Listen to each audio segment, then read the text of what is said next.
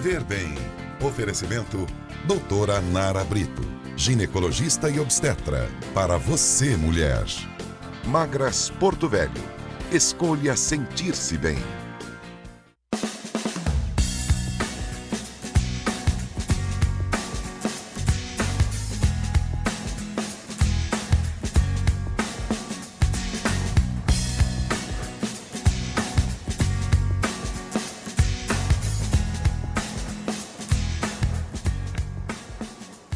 Olá, muito bom dia a você que nos acompanha sempre na telinha da SIC TV. Estamos começando mais um Viver Bem e hoje com um assunto dedicado principalmente a elas, mulheres. Mas os homens também podem conferir o nosso programa para aprender um pouquinho mais sobre o universo feminino. Porque hoje em dia muito se fala em empoderamento feminino como parte da luta por direitos iguais. Mas será que as mulheres estão empoderadas de seu prazer? A verdade é que há poucos estudos feitos especificamente sobre a sexualidade feminina. E o problema é que essa invisibilização diretamente da capacidade de sentir e viver o prazer, é isso que ainda causa dificuldades para que a mulher seja ainda mais feliz. Mas aqui no Viver Bem, a sexualidade feminina não é tabu. E quem é prova disto é a doutora Nara Brito, que está aqui mais uma vez com a gente para ajudar todas as mulheres a entender um pouquinho mais sobre os seus próprios corpos, né? Bom dia, doutora. Bom dia.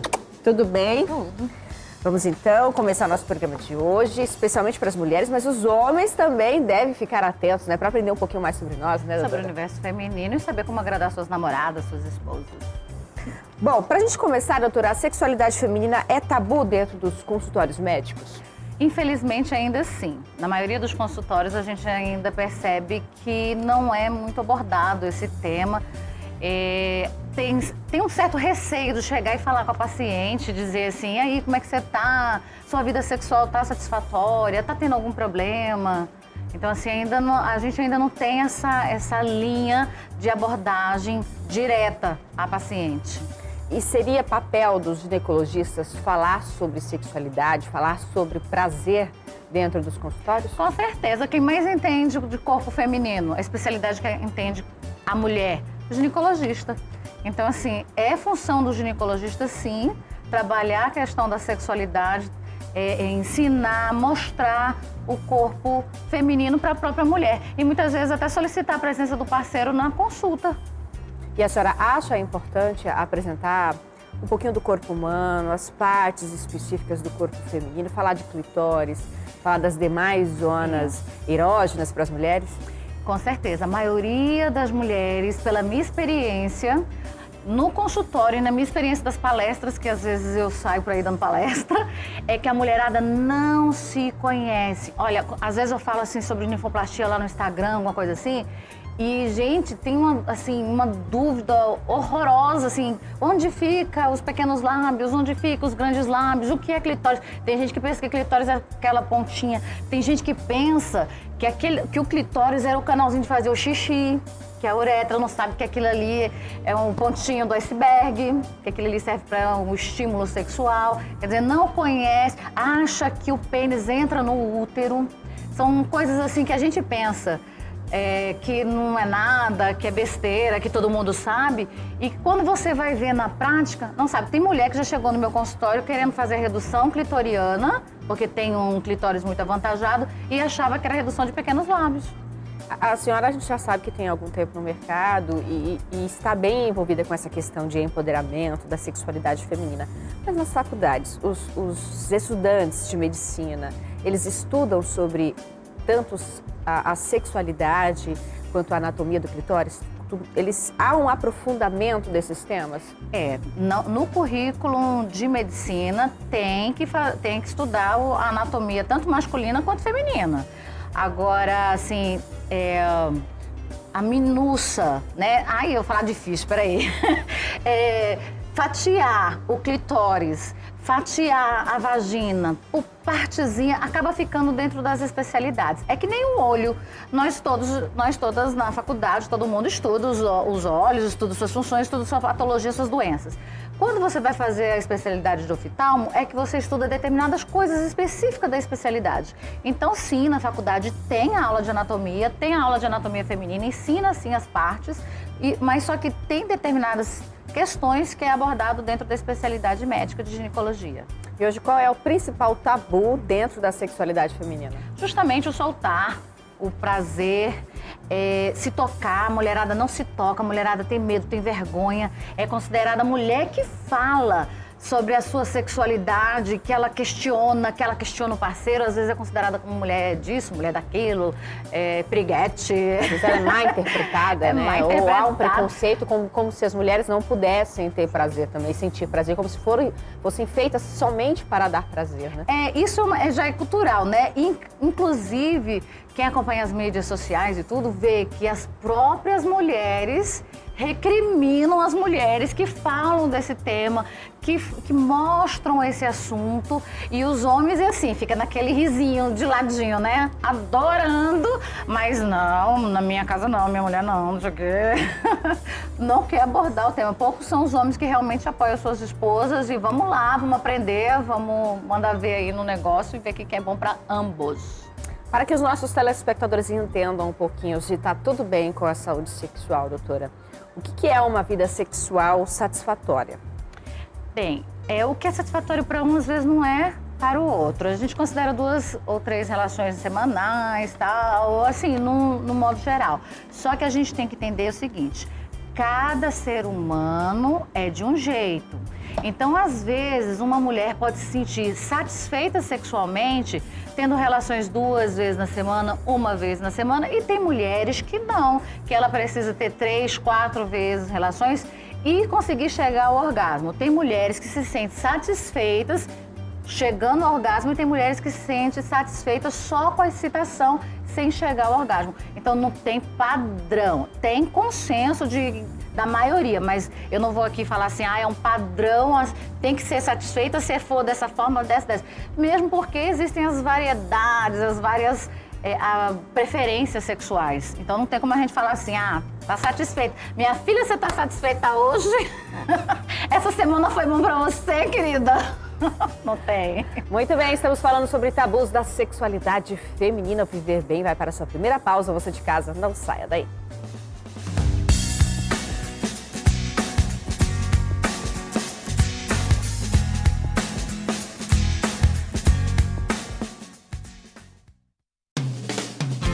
Viver Bem. Oferecimento doutora Nara Brito, ginecologista e obstetra. Para você, mulher. Magras Porto Velho. Escolha sentir-se bem. Viver Bem. Oferecimento doutora Nara Brito, ginecologista e obstetra. Para você, mulher. Magras Porto Velho. Escolha sentir-se bem.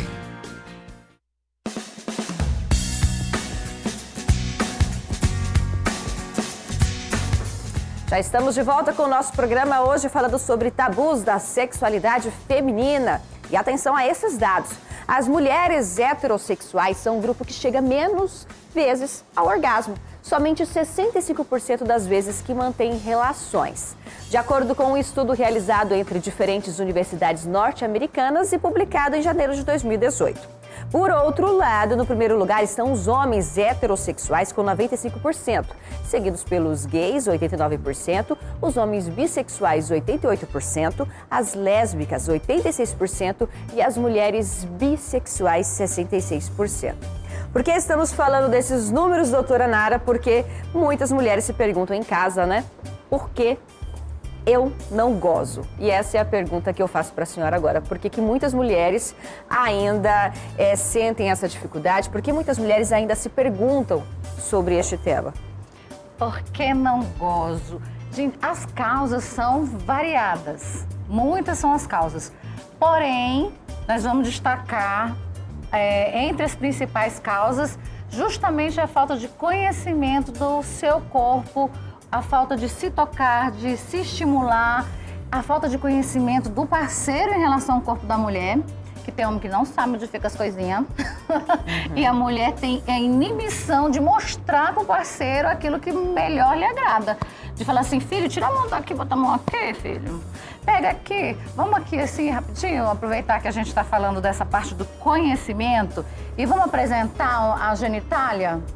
Prazer, essa aqui é a Gina. Essa é a Gina. A vagina, ela é formada, é a sua joinha, vamos supor que isso aqui é uma joinha da mulher. Então, ela é formada por pequenos lábios, grandes lábios e clitóris. Eu trouxe essa brincadeirinha aqui, dá pra dar uma destacada aqui melhor? Que isso aqui, ó, tá vendo um pontinho aqui em cima? Bem pequenininho, assim, é assim, um pontinho bem aqui em cima. Esse pontinho aqui é o clitóris. A mulher, quando aprende a estimular, ou o parceiro acha esse brinquedinho aqui, fica feliz. Mas é uma regra, doutora? Toda mulher ela pode ser estimulada pelo clitóris? Com certeza. O clitóris é o único órgão feito justamente para isso. Ele só tem essa função, a função sexual, estímulo, prazer. Só que isso aqui, gente, é só a pontinha dele. Ele tem a pontinha aqui e ele vem até embaixo, ele rodeia, né? Rodeia a vagina inteira. Então, quando há penetração na vagina, há o estímulo do clitóris também, o restante do clitóris. E essa pontinha aqui, ó, se aprender a friccionar ela ou o parceiro friccionar, é onde vai ter o principal estímulo. Porque, às vezes, a mulher sente mais dificuldade em ter o orgasmo vaginal. Seria o orgasmo com a penetração. Então, ela pode associar o estímulo clitoriano com o estímulo vaginal. Essa falta de autoconhecimento sobre o próprio corpo, de não saber onde está ali o clitóris, é uma coisa muito cultural, né, doutora? Cultural, inclusive tem alguns países africanos que fazem justamente tirar o clitóris, porque com medo da menina, da mulher se prostituir, virar mulher da vida. Então eles fazem esse tipo de castração feminina. Só que o prazer feminino, a gente está falando de anatomia. Então tá aqui, ó, clitóris, pequenos lábios, que é essa partezinha aqui, ó, onde tá vendo aqui? Bem bonitinho. A parte mais molinha, que tem mucosa, esse aqui é o pequeno lábio. O grande lábio é a parte de fora, onde tem o pelo. Então, muitas vezes a mulher é castrada aqui no clitóris para que não haja esse estímulo. Só que não é só isso aqui. A mulher se estimula aqui. Ela pensa, ela fantasia. E aí que entra o parceiro também de entrar na onda da brincadeira. Esse é o estímulo, como a senhora disse, fisiológico, né? Físico. Isso. E aí, hoje o mercado dispõe de vários atrativos, né? Para que essa relação entre homem e mulher seja afinada, para que haja ali um contato, uma troca entre os dois, né? Isso. E a senhora trouxe alguns exemplos pra gente. Trouxe algumas coisinhas, assim, ó. Às vezes dói, cansa, a mulher tá lá, sei lá, tá querendo fazer uma brincadeirinha diferente. Existem no mercado, gente, várias coisas para o estímulo feminino e o estímulo masculino. Só que como você mostrou aí na estatística, a maioria dos homens satisfaz, beleza, tranquilinho, não é?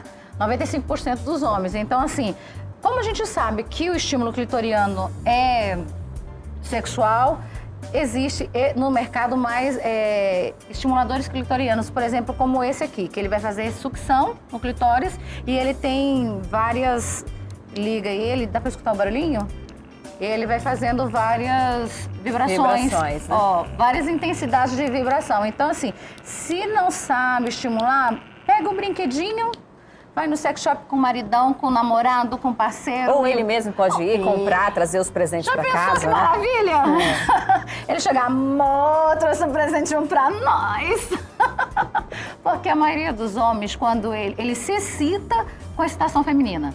Quando ele percebe que a sua parceira está ficando excitada, aí é o estímulo. O homem se sente mais excitado sexualmente. E nada disso vai fazer mal para a saúde física, né? Não, muito pelo contrário. A mulher fica com a pele perfeita. Muito bem, doutora, para a gente entender um pouquinho mais sobre essa dinâmica, né? A gente fala sobre autoconhecimento e tudo mais. Com que idade as meninas, as visitas ao ginecologista devem ser iniciadas? De preferência antes da primeira menstruação. Quando começam os botões mamários, quando começa a ter o aparecimento dos pelos pubianos, é ideal que vá no ginecologista, ou até antes disso, se tiver alguma dúvida, para apresentar ao ginecologista, para a menina ficar menos inibida. Eu sempre faço o seguinte, na primeira consulta, eu nunca examino a região da genitália, a gente conversa primeiro e tudo, porque as meninas ficam com vergonha, né? É a primeira vez. O ideal é começar antes da primeira menstruação. Isso. Iniciado esse ciclo de visitas, eles devem ocorrer com qual frequência? Uma vez ao ano. Uma vez ao ano. Certo, a gente já listou então alguns cuidados com a saúde, né? Alguns cuidados com a saúde das filhas que entram na adolescência. Eu queria que a senhora fosse comentando comigo, só que daqui a pouquinho, depois do intervalo, porque o Viver Bem vai para a sua segunda pausa. Você de casa não saia daí, o assunto está fluindo bastante. Fica com a gente.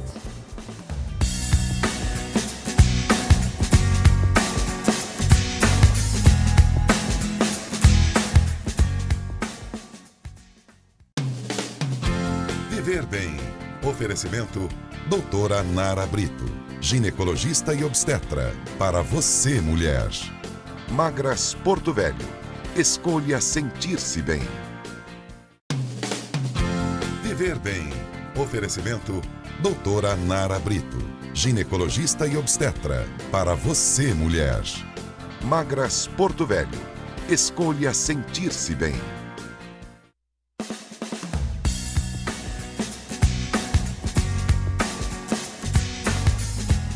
A sexualidade feminina ainda é cercada de tabus. Mulheres que não conhecem o próprio corpo ou que deixam de fazer uma troca aí de informações com um ginecologista. Por isso, hoje a gente está aqui recebendo a doutora Nara Brito, que está explicando um pouquinho sobre esse autoconhecimento, falando sobre sociedade, sobre a quebra de preconceitos e, claro, sobre a iniciação da visita ao ginecologista. No bloco anterior, eu até perguntei para a doutora sobre qual seria a idade ideal, o momento ideal de levar as meninas para a primeira consulta com o ginecologista. Ela comentou que o ideal é antes da primeira menstruação, né, doutora? Porque aí que a menina começa a descobrir esse universo, né? Ela já entra nesse universo sabendo de algumas coisas, porque a gente sabe que a primeira menstruação, marca uma mudança importante na vida de todas nós mulheres, né? Entra a necessidade dos absorventes, por exemplo. Um universo também que confunde com tantas opções que temos no mercado hoje, que só tem evoluindo, né? Pois é. As meninas, as novinhas, as adolescentes, elas ainda se sentem assim, nossa, a história do primeiro sutiã, ai, meu primeiro absorvente. E aí, às vezes, acha que, assim, como é a primeira menstruação, vai ter que pegar um absorvente pequenininho. Esse aqui eu trouxe, que ele é o mais fininho que tem no mercado, na verdade, acaba sendo usado como protetor diário, né, que ele é bem fininho. Mas não, às vezes há necessidade, dependendo do ciclo dessa menina, de usar um absorvente maior, que esse daqui que eu tô mostrando, ó, é um absorvente noturno. Por quê? Porque durante a noite vai ficar deitadinha e ele não vaza. Coloca na região, olha aqui, ó. Tá vendo aqui? Cobre tudo e ele não vaza. Então a gente tem absorvente com esse material que é tipo um... Aqui pega no... Ele é tipo um nylon, né? Esse tecidozinho. E tem o tipo algodão. Ele tem uma textura, uma textura mais porosa, isso, né? mais porosa. Ele é mais poroso, então ele absorve mais. Existem no mercado, aí assim, as meninas que estão começando, geralmente começam com esses absorventes aqui. No mercado hoje em dia tem esses absorventes aqui, ó, que é o copinho. Já viram falar no copinho? Copinho de silicone, ele tem vários tamanhos para acomodar a quantidade de líquido, né, de sangue. Como a gente vai fazer o movimento dele? Você vai fazer desta forma, aqui, e vai introduzir na vagina assim. Vou colocar de ladinho, introduzir assim. Quando introduz, colocou, soltou, ele abre.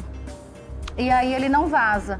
Isso aqui é ideal para quem tem candidíase, que tem alergia ao látex, alergia a esse tipo de material, sua muito. Então, assim, esse daqui não tem, é um silicone cirúrgico. Certo. Temos os absorventes internos, que aqui, ó, esse aqui é sem o aplicador, que inclusive a mocinha, a menina que nunca teve a primeira relação, ela pode usar. Só, assim, é um pouquinho incômodo, porque geralmente não tem muita orientação, mas aí vai no ginecologista, o ginecologista vai orientar direitinho. E isso aqui é introduzido também dentro da vagina.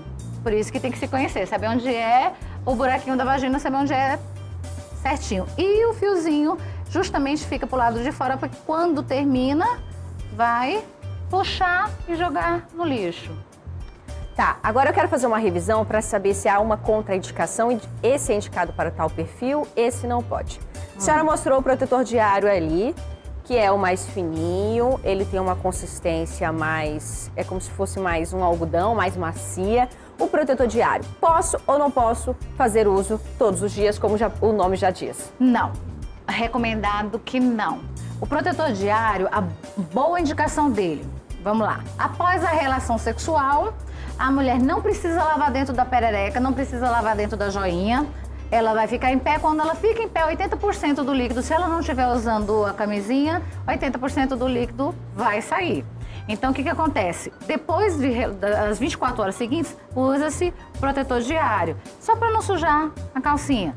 Protetor diário também quando tá tendo aqueles spots, aqueles sangramentozinhos, que aí você usa pouquinho. Quando vai à academia, porque sua muito, e aí coloca o protetorzinho diário, depois que saiu da academia já tira, tá.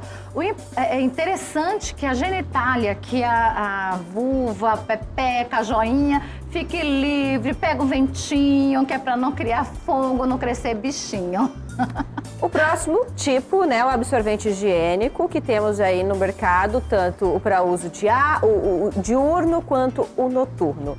Tem mulher que não vai se adequar ao absorvente higiênico, doutora? Tem. As mulheres, geralmente mulheres que a gente chama assim, que tem atopia. O que é atopia? São alergias. Então, mulheres que sofrem com alergias, geralmente não conseguem utilizar esse tipo de absorvente. E eu trouxe esse daqui, mas tem vários. Tem absorvente que ele é nessa camadinha cobertura de... macia, seca. Nossa, o mercado fez uma maravilha para as mulheres. Então, tem de vários tamanhos, etc. Mas tem mulheres que têm alergia ou que têm candidias de repetição, quer dizer, quando vai ficando perto de menstruar, começa a coceirinha. Aí no período menstrual meio que melhora e depois que aqueles diazinhos finais também fica coceirinha. Isso aqui é contraindicado o uso de absorvente desse tipo para mulheres que têm candidias de repetição ou aquela coceirinha no comecinho do... Aproveitando a questão da candidíase, doutora, o absorvente interno, há contraindicações? Ele pode ser um tipo que facilita a proliferação de fungos, de bactérias na vagina. A senhora já disse que a mocinha ela pode fazer uso, a menina que ainda não teve relação. Mas ele pode facilitar aí para que haja um desequilíbrio na vagina? Da flora vaginal, sim. Porque é um corpo estranho, né?